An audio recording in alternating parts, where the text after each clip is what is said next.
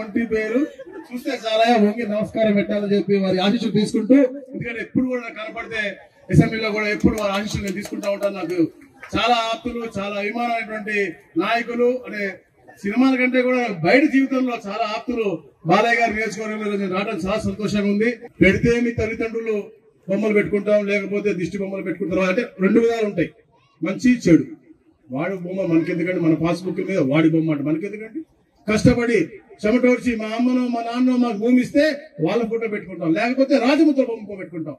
అతని బొమ్మతో పాస్బుక్ మనకెందుకంటే, అలాంటి పిచ్చి ఆలోచన ప్లాన్స్ ఉన్నాయన్నీ కూడా రెగ్యులర్ చేస్తా అని చెప్పి మాట ఇచ్చాడు. అది రెగ్యులర్ చేయటం కోసం 6 నెలలు నా వెంట పడి, అంటే దాన్ని ఎలా చెయ్యాలి అనేసి. కేవలం మంగళగిరి కాదు, మంగళగిరిలో అద్భుతమైన కార్యక్రమాలు చేశాడు. చరిత్రలో ఎవరు చేయని ప్రోగ్రాం చేశాడు. 3000 మందికి దాదాపుగా 1000 కోట్ల ఆస్తి పంచాడు. 5 రోజులు, రోజుకి 700 మందికి చొప్పున ప్రతి ఒక్క మనిషి కూడా అతనే ఓపిక్ గా నుంచుని ఉదయం సాయంత్రం దాకా.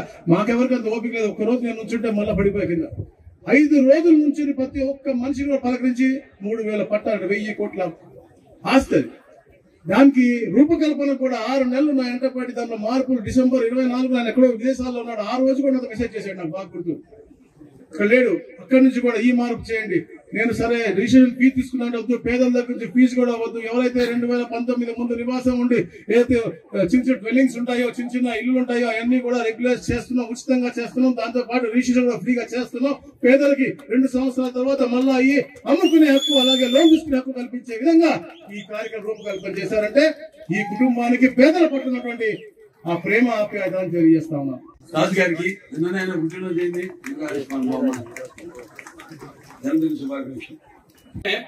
నన్ను 3 సార్లు గెలిపించారు, నాన్నగారిని 3 సార్లు గెలిపించారు, లేకపోతే మా అన్నయ్య హరికృష్ణ గారిని ఒకసారి గెలిపించారు. దానికంటే ముఖ్యంగా నాన్నగారి యొక్క దూరాలోచన. అంటే ఆయన ఎప్పుడు ఏది మొదలు పెట్టినా కూడా ఇదివరకు ఇక్కడి నుంచి కాకుండా వేరే నియోజకవర్గాల నుంచి ప్రాతినిధ్యం వహించినప్పుడు జాతికి పేరు ప్రతిష్టలు తీసుకొస్తారో వాళ్ళే మహానుభావులు అంటాం.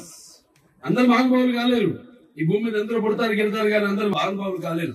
ఒక మనిషి మహోన్నత విజయపథంలోకి నడవాలంటే, అత్యున్నత శిఖరాలకు ఎదగాలంటే సత్సంకల్పం కావాలి, అకుంఠిత దీక్ష ఉండాలి, ఈ దారిలో నువ్వు నడవాలి.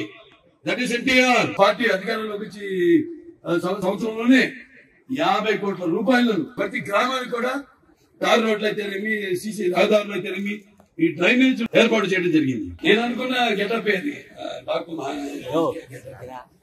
అద్భుతం మీద అన్ని ప్రతి సినిమా, నా సినిమాలో సందేశం ఉంది. సందేశం లేకుండా ఉంటాం. ఆ సినిమా ముందు మిమ్మల్ని దృష్టిలో పెట్టుకుంటాను. మీకు నేనేమిస్తున్నాను, నేనేం అందిస్తున్నాను. అలాగే ప్రభుత్వం కూడా మిమ్మల్ని దృష్టిలో పెట్టుకుని పనిచేస్తుంది. ప్రభుత్వం, ఈ ప్రభుత్వాన్ని మీరే కాపాడుకోవాలి, ఈ ప్రభుత్వాన్ని మీరే నిలబెట్టాలి.